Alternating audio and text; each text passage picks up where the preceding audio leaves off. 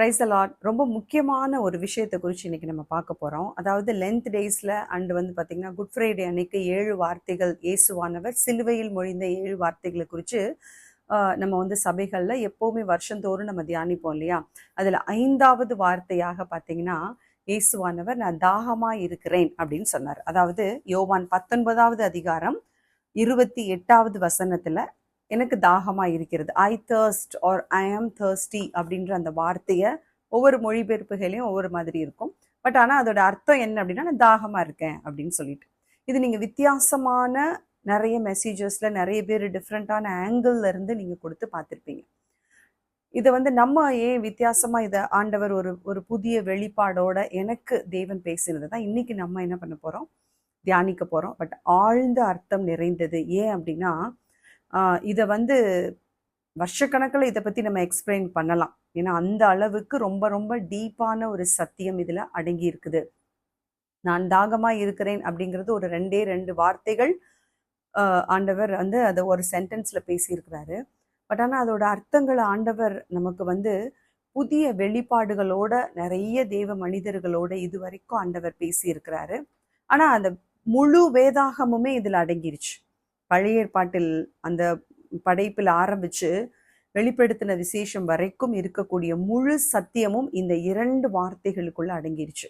அப்படிப்பட்ட ஒரு வெளிப்பாட்டை தான் இன்னைக்கு தேவன் நமக்கு கொடுத்திருக்கிறாரு. பரிசுத்த ஆவியானவர் நம்மோடு இணைந்து இந்த வார்த்தைகளை நம்ம பேசுவதற்கு கிருபை தருவாராக.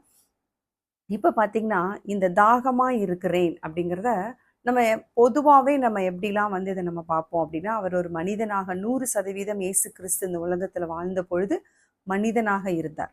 இப்போ தேர்ஸ்டே வந்து அவர் கெத்செமனே தோட்டத்துல வச்சு அரெஸ்ட் பண்ணினாங்க இல்லையா. அந்த நேரத்துல இருந்து அவர் எதுவுமே குடிக்கல, சாப்பிடல, சரிங்களா. ஃபுல் அண்ட் ஃபுல் பார்த்தீங்கன்னா அவருக்கு சித்திரவதைகள் கொடுக்கப்பட்டது. அடிகள் கொடுத்தாங்க, முள்முடி சூட்டினாங்க, அவரை கன்னத்துல அரைஞ்சாங்க, துப்பினாங்க, சரிங்களா. அப்புறம் 39 தடவை அவரை வந்து கசையடிகள் கொடுத்தாங்க. அப்புறம் அட்லாஸ்ட் அவர் அந்த சிலுவை எடுத்துக்கொண்டு நடந்து அந்த கொல்கதா மலைக்கு போய் அங்க என்ன பண்ணினாங்க அப்படின்னா அவரை வந்து சிலுவையில் அடித்தார்கள். அப்போ அவருடைய கரங்கள்ல ஆணிகள், அவரோட காலில் ஆணி அடிக்கப்பட்டது, தலையில அந்த முள் முடி பார்த்தீங்கன்னா அது வந்து உங்களுக்கு எல்லாருக்குமே தெரியும், நிறைய நம்ம அதை பத்தி பார்த்துருக்குறோம். ஸோ அந்த முள்முடிகள் எவ்வளவு ஆழமாக அவருடைய ஸ்கல் போனை ஊடுருவி போகிற அளவுக்கு, அந்த அளவுக்கு மோசமான அந்த முட்கள் வந்து அது முள்முடியாக ஒரு கிரீடமாக அவருக்கு சூட்டினாங்க. அவரை நிர்வாணமாக்கி அவரை ரொம்ப கொடுமைப்படுத்தி சித்திரவதை அடைந்தார். இப்ப இவ்வளவு பாடுகள் எதுக்கு ஒரு மனுஷனுக்கு? அப்படி என்ன அவர் அவ்வளவு மோசமான தவறுகள் அவர் என்ன செய்தார் அப்படின்னு பார்த்தீங்கன்னா, நிச்சயமா நம்மளால சொல்ல முடியும் அவர் எந்த தவறுமே செய்யல. எந்த தவறும், ஒரு சிறு குற்றம் கூட செய்யாதவர் தான் நம்முடைய இரட்சகராகிய இயேசு கிறிஸ்து. அப்புறம் ஏங்க இவ்வளோ அடி கொடுக்கணும்? ஒரு பாதகத்திலேயே ரொம்ப மோசமான கொலை பாதகத்துக்கு கூட இப்படிப்பட்ட தண்டனை கொடுக்க மாட்டாங்களே, ஏன் இவ்வளவு?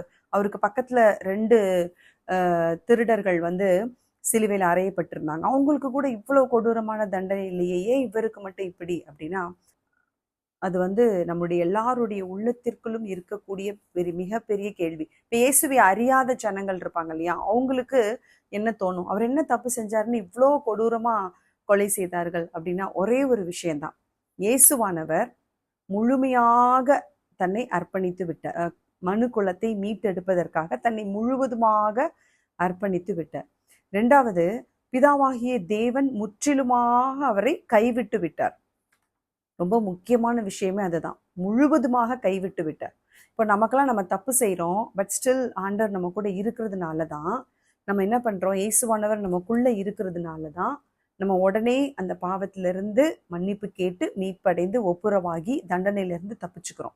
ஆனால் இயேசுவானவரை தேவன் என்ன பண்ணாருன்னா, பிதாவாகிய தேவன் முழுவதுமாக ஒப்பு கொடுத்து விட்டார். எதுக்காக? மனுக்குலத்தின் அத்தனை பாவங்களும் இப்ப அவர் மேல வந்திருக்கு. அவர் தான் வந்து மனுக்குலத்தை மீட்டெடுக்க வந்தவர். அப்படின்னா என்ன அர்த்தம்? இந்த உலகத்துல இதுவரைக்கும் வாழ்ந்தவங்க, இப்ப இருக்கிறவங்க, இனிமேல் வரப்போறவங்க எல்லாரோட பாவத்தையும் அவர் தன்மேல் சுமக்க வேண்டும். அப்ப எல்லாரோட பாவத்தையும் தன்மேல் சுமக்கணும்னா அவர் எந்த அளவுக்கு பாடுபடணும்? இப்ப பிதாவாகிய தேவனுடைய இரக்கம் அவர் மேல் வந்துச்சுன்னா அவர் என்ன பண்ணலாம்? தப்பிச்சிடலாம். அதுல இருந்து இலகுவாக அந்த சூழ்நிலைகளை மேற்கொண்டு அவர் வெளிவந்து விட முடியும். ஆனா பிதாவாகிய தேவன் முழுவதுமாக குமாரனாகிய இயேசு கிறிஸ்துவை கைவிட்ட பொழுது மட்டும்தான் பிசாசானவனால் இயேசு கிறிஸ்துவை தொட முடியும். முதலாவது நம்ம இந்த ஆழ்ந்த சத்தியத்தை புரிந்து கொள்ள வேண்டும். இப்ப நம்ம எல்லாம் ஆண்டோட பிள்ளைங்க அப்படின்றதுனால பிசாசானவன் ஒவ்வொரு தடவையும் ஆண்டோட்ட போய் பெர்மிஷன் கேட்டுட்டு வந்துதான் நம்மளுடைய விஷயங்களை டச் பண்ண முடியும். நம்முடைய வாழ்க்கையா இருக்கட்டும், நம்முடைய தனிப்பட்ட விஷயங்களா இருக்கட்டும், நம்முடைய வேலையா இருக்கட்டும், சரீர சுகமா இருக்கட்டும், மீட்பா இருக்கட்டும், எதுவா இருந்தாலும் பிசாசானவன் ஆண்டோட்ட பெர்மிஷன் கேட்கணும். ஏன்னா இப்ப நம்ம கண்ட்ரோல்ல இல்லை, ஆவியானவரோட கண்ட்ரோல்ல இருக்கிறோம். எப்போ ரட்சிக்கப்பட்டமோ அப்பவே ஆவியானவர் கண்ட்ரோல் எடுத்துக்கிட்டார். இப்போ பிசாசானவன் அப்படி பெர்மிஷன் கேட்டுட்டு வந்துதான் நம்மை தொட முடியும் அப்படின்னா தேவன் நமக்கு அதுக்கு உதவி செய்வார். ஸோ நம்ம என்ன பண்றோம், அவன் எவ்வளவு சோதனைகள் வைத்தாலும் அதை மேற்கொள்ளக்கூடிய பலனை தரார். ஆனா தேவன் இயேசு கிறிஸ்துவ கம்ப்ளீட்டா கைவிட்டுட்டார் அப்படின்னா அது எவ்வளவு ஒரு நிராதரவாக, ஒரு கைவிடப்பட்ட சூழ்நிலையில 100% மனிதனாக இருந்த இயேசுவானவர் அவரால் என்ன பண்ணியிருக்க முடியும் சொல்லுங்க பார்ப்போம். தனக்காக அவர் டிஃபெண்ட் பண்ணவும் கூடாது, ஏன்னா அவர் கீழ்ப்படிந்தார். இப்போ பிதாவோட சித்தம் என்ன, கம்ப்ளீட்டா சரண்டர் பண்ணணும். அப்போ அவர் தனக்காக எதுவுமே பண்ணக்கூடாது, ஆண்டவரும் கைவிட்டுட்டாரு.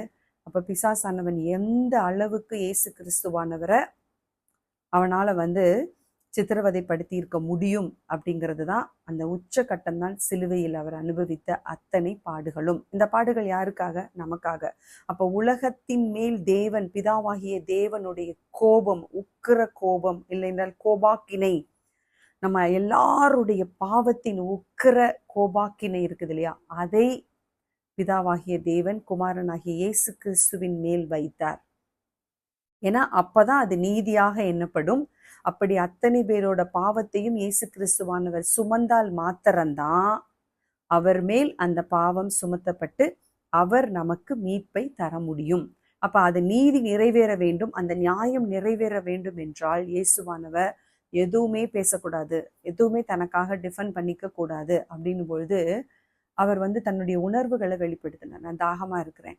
கொஞ்சம் யோசித்து பாருங்களேன், இந்த உலகத்தை தேவன் ஆதியில் வானத்தையும் பூமியையும் படைக்கும் பொழுது, அண்ட சராசரங்களை படைத்த பொழுது நீரை படைத்தவர் தேவன். அந்த நீரை படைத்த தேவன் எல்லா நதிகள், ஆறுகள், கடல், சமுத்திரம் எல்லாத்தையும் படைத்த அந்த கடவுள் ஒரு சொட்டு தண்ணீர் கூட கிடைக்காம சிலுவையில் தொங்கினார். அப்போ இதெல்லாம் நம்ம எதற்காக என்று நம்ம பார்க்க வேண்டும். சும்மா அவர் சொல்லல, தாகமா இருக்கிறேன் அப்படிங்கிறதுக்கு லிட்ரலாவும் நம்ம மீனிங் எடுக்கலாம், ஆழ்ந்த சத்தியத்துக்குள்ளேயும் நம்ம போகலாம். இப்ப அவர் சொன்னது அந்த இடத்துல பாத்தீங்கன்னா 2 அர்த்தங்கள் உடையது. ஒன்று, அவர் நிஜமாவே தாகமா இருந்தார். இரண்டாவது, வேத வாக்கியங்கள் நிறைவேறும்படியாக, அதாவது யோவான் 19:28 இதற்கு பின்பு எல்லாம் நிறைவேறிவிட்டது என்று இயேசு அறிந்து வேத வாக்கியம் நிறைவேறும்படிக்கு எனக்கு தாகம் அப்படின்னு சொல்றாரு. அப்போ இந்த யோவான் 19:28 என்ன சொல்லப்பட்டிருக்கிறது என்றால், வேத வாக்கியம் நிறைவேறியது. அதாவது வேதத்தில் சொல்லப்பட்ட தீர்க்க தரிசனங்கள், சொல்லப்பட்ட வார்த்தைகள் நிறைவேறியது. இப்ப என்னென்ன எங்கெங்க சொல்லப்பட்டது அப்படின்னு பாத்தீங்கன்னா, முதலாவதாக சங்கீதம் 22:15 என் நாக்கு மேல என்ன ஆகுதுன்னா மேல் அண்டையோட ஒட்டி கொண்டது அப்படின்னு சொல்றாரு. எப்போ, சிலுவையில நான் வறட்சியோட அவரோட நாக்கு அப்படியே மேல என்ன ஆயிடுச்சுன்னா பேலட்டோட அப்படியே ஒட்டிக்குச்சு. அந்த அளவுக்கு ஒரு வறட்சி. ஏனென்றால் அவருடைய சரீரத்துல இருந்து கடைசி சொட்டு ரத்தம் கூட வெளியேறிட்டே இருக்கு. எப்படி பஸ்கா ஆடு அடிக்கப்படும் பொழுது கடைசி சொட்டு ரத்தமும் வெளியேறுமோ, அது போல இயேசு கிறிஸ்துவினுடைய சரீரத்துல இருந்து ஒவ்வொரு சொட்டு ரத்தம் வெளியேறி கொண்டே இருந்துச்சு. கடைசி சொட்டு கூட வெளியேறி ரத்தமும் தண்ணீரும் வெளியேறிச்சு அப்படின்னு நம்ம பாக்குறோம் இல்லையா. ஸோ அப்போ அவருக்கு ரத்தம் வெளியேறிட்டே இருக்கு, டீஹைட்ரேஷன் ஆயிடுச்சு.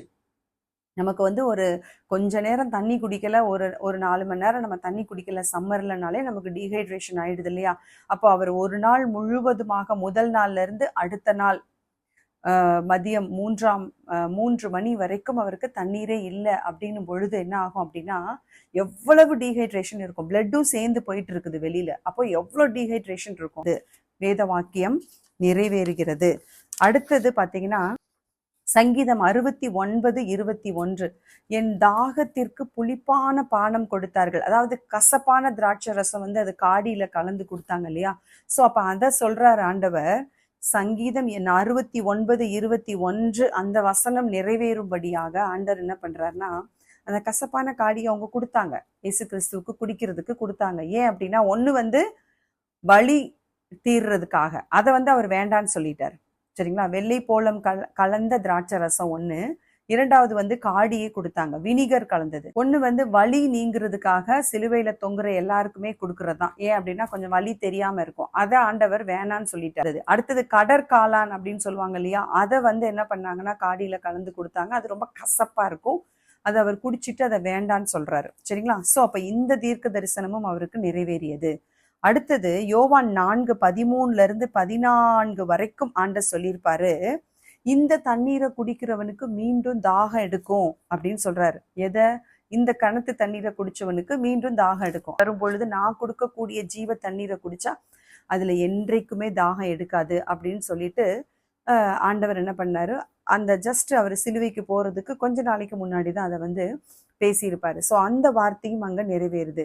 சாதாரண தண்ணியை குடிச்சா உனக்கு மறுபடியும் வந்து தாகம் எடுக்க தான் செய்யும். ஆனால் நான் கொடுக்கக்கூடிய அந்த ஜீவ தண்ணீர் அது என்றைக்குமே உனக்கு தாகம் எடுக்காது அப்படின்னு சொல்லி சமாரிய ஸ்திரியோட பேசிட்டு இருக்கும் பொழுது ஆண்டவர் என்ன பண்ணார்னா, அப்போ அந்த வார்த்தைகளை முன்கூட்டியே நிறைய தீர்க்க தரிசனங்களை ஆண்டவர் சொல்லி வைத்திருக்கிறார் என்கிற இந்த வேத வாக்கியங்கள் எல்லாமே வந்து பாத்தீங்கன்னா தீர்க்க தரிசனமாக சிலுவையில் நிறைவேறியது. அவர் சாதாரணமா தனக்கு தாகம் எடுத்தது அதை மட்டும் தான் சொன்னாரா? இல்ல, இது ஒரு முற்றிலுமான ஒரு ஆத்ம தாகம். இதை நம்ம நிறைய பார்த்திருக்கோம். ஆத்ம தாகத்திற்காக இயேசுவானவர் நான் தாகமா இருக்கிறேன்னு சொன்னாரு. இந்த உலகத்துல இருக்கிற அத்தனை ஜனங்களும் என்னோட ஜனங்கள், இவங்க எல்லாருமே என் அன்பு விட்டு பிரிஞ்சுட்டாங்க, திரும்பி என்னண்டைக்கு வாருங்கள். பிதாவாகிய தேவனோடு இருந்த அந்த உறவுல ஆதாம் பழுது ஏற்படுத்தி விட்டதுக்கு அப்புறமா திருப்பியும் நான் அந்த உறவை சரி பண்றேன் அப்படிங்கிற அந்த ஆத்ம தாகத்தோடு இயேசுவானவர் நான் தாகமா இருக்கிறேன் என்று சொன்னார். இதெல்லாமே 100% உண்மை. ஆனா நம்ம ஒரு வித்தியாசமா நம்ம ஒரு காரியத்தை இன்னைக்கு நம்ம பார்க்க போறோம். ஒரு மணவாளன் இருக்கிறாரு, ஒரு மணவாட்டி. சரிங்களா? இப்ப மணவாளன் அண்ட் மணவாட்டிக்கு இடையில ஒரு கான்வர்சேஷன் நடக்குது அப்படின்னா என்ன சொல்லிக்கிருவாங்க? ஹஸ்பண்ட் வந்து ஒய்ஃப் இருக்கிறாங்க அப்படின்னா என்ன சொல்லிக்கிருவாங்க? I love you, I miss you அப்படின்னு அடிக்கடி சொல்லுவாங்க இல்லையா? அப்ப ஆண்டவர் ஒரு தீராத தாகம், அதாவது இன்னும் எனக்கு அந்த தாகம் அடங்கவே இல்லை, அது எப்பொழுது அந்த தாகம் தீரும் அப்படின்னா கம்ப்ளீட்டா எல்லாரும் என்னை ஏற்றுக்கொள்ளும் பொழுது, இயேசுவானவரை தன்னுடைய சொந்த மணவாளனாக எல்லா ஜனங்களும் ஏற்றுக்கொள்ளும் பொழுது, அப்ப நம்ம என்ன பண்றோம் அப்படின்னு கேட்டா, இயேசுதான் உண்மையான ரட்சகர், அவர் தான் இந்த பூமிக்கு வந்து எனக்காக ரத்தம் சிந்தி என் பாவத்தை அவர் மன்னிக்க அவர் மாத்திரம்தான் தகுதி உள்ளவர் அப்படிங்கிறத என்னைக்கு கடைசி மனிதன் வரைக்கும் ஏற்றுக்கொள்கிறானோ அது வரைக்கும் இயேசுவானவருக்கு இந்த தாகம் இருந்து கொண்டேதான் இருக்கும். இது வந்து ஒரு தீராத தாகம். அப்ப இந்த மணவாளன் ஒரு மணவாட்டிக்காக விடுகிற ஒரு ஏக்கமான குரல், இல்லை என்றால் ஒரு ஏக்கமான அழைப்பு என்று கூட நம்ம சொல்ல முடியும். பொதுவாக பார்த்தீங்கன்னா தேவன் மனிதனுக்கான ஒரு தாகத்தை அவர் என்ன பண்ணினார் அப்படின்னா சிலுவையில் ஏற்றுக்கொண்டார்.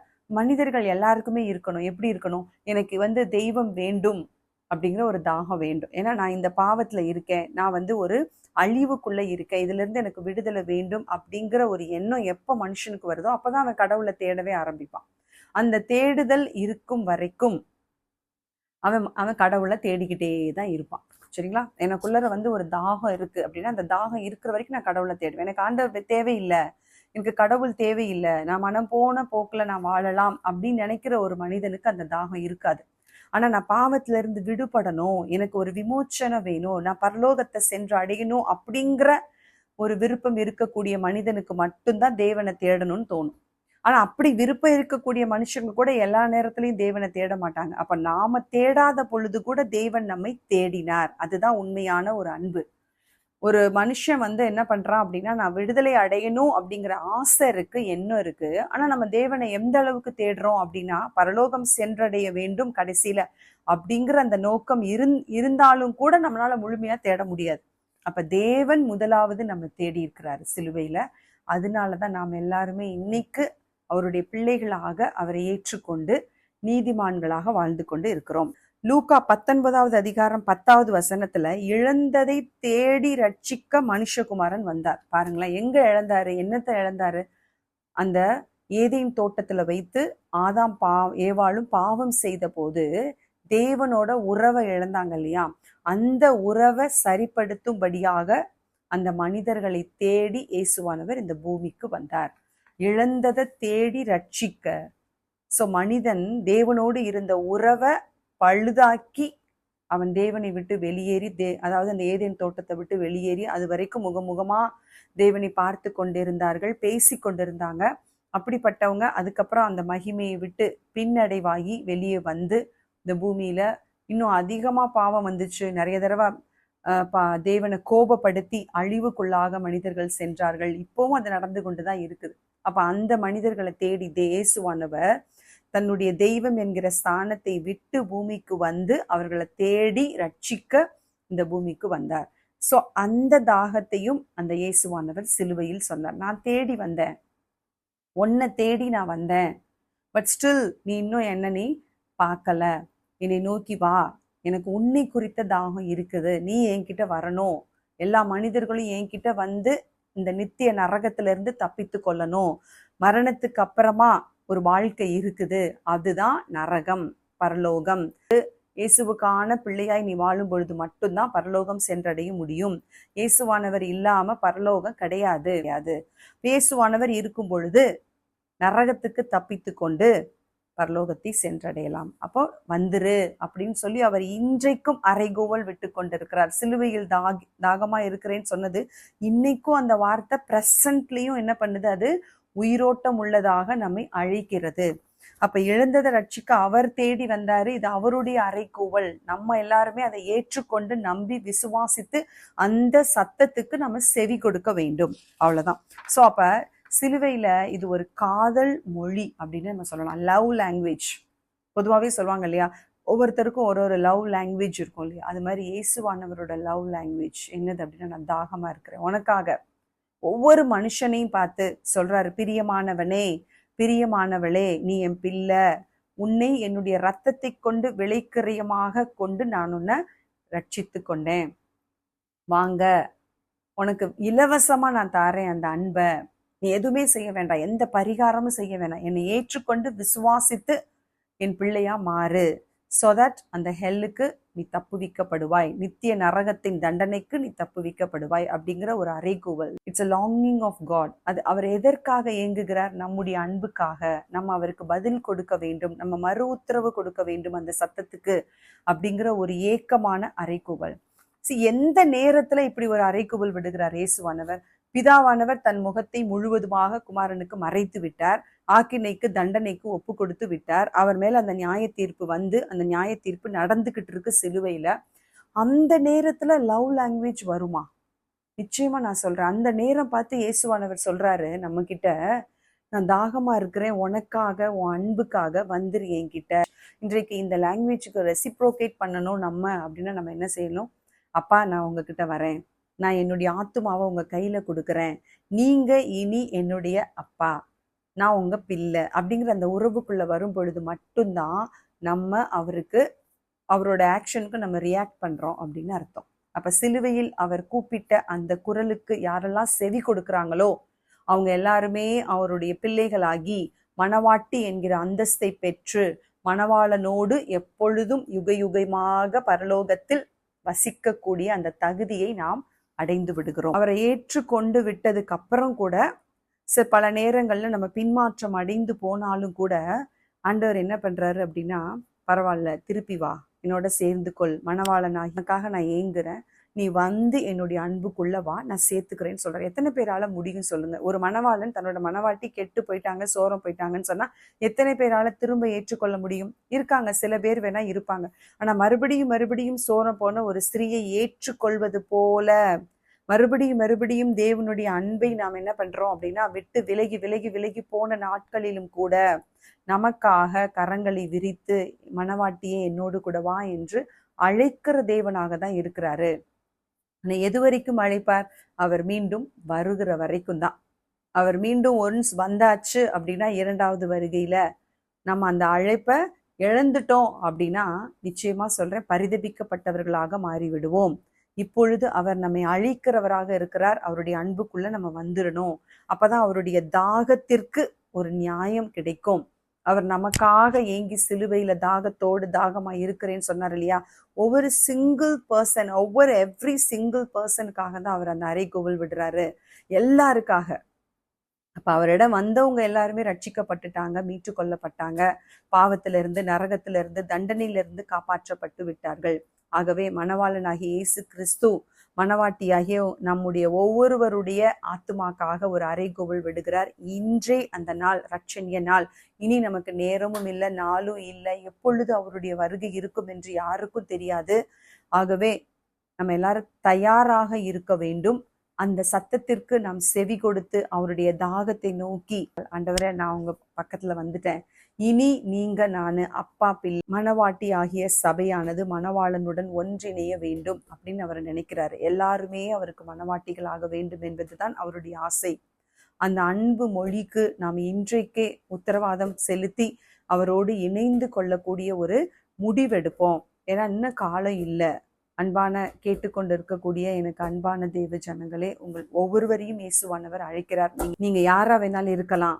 நீங்க ஒருவேளை இயேசுவையே அறியாதவங்களா இருக்கலாம், இதுவரைக்கும் அவருடைய அன்புக்குள் வராதவர்களாக இருக்கலாம். தேவன் உங்களை நேசிக்கிறார், இயேசு கிறிஸ்து உங்களை நேசிக்கிறார். நீங்களும் அவருடைய பிள்ளைகள் ஆகும்படி, அவருடைய மனவாட்டி ஆகும்படி இயேசுவானவர் நான் தாகமா இருக்கிறேன் என்று சொன்னார். ஏன் அப்படின்னா, உங்களுக்காகவும் இயேசுவானவர் சிலுவையில் ரத்தம் சிந்தி இருக்கிறார். உலகத்தில் இருக்கக்கூடிய ஒவ்வொரு மனுஷங்களுக்காகவும் இயேசுவானவர் ரத்தம் சிந்தி இருக்கிறார். ஆகவே அவருடைய ரத்தத்தினால் கழுவப்பட்டால் மாத்திரமே பாவத்திலிருந்து நமக்கு விமோச்சனம் கிடைக்கும் என்கிற இந்த உண்மையை தெரிந்து கொண்டு இப்பொழுதே அவரோடு ஒன்றிணைவோம். அவரோடு என்றென்றைக்கும் நாம் பரலோகத்தில் இருக்கக்கூடிய ஒரு அனுபவத்தை நம்ம இன்றைக்கே பெற்றுக்கொள்ளுவோம். கர்த்தர் தாமே இந்த வார்த்தைகளை ஆசீர்வதிப்பாராக. தேங்க்யூ.